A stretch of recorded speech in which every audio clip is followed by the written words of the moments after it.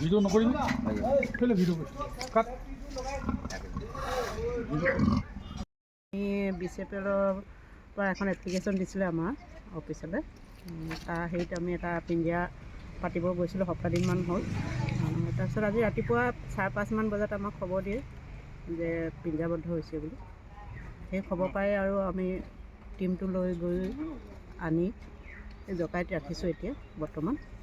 তাৰ পৰা আমি হয়তো দিহিংমুখত মেলিব পাৰোঁ, নহ'লে জয়পুৰ লৈ যাব বুলি ভাবিছোঁ আৰু।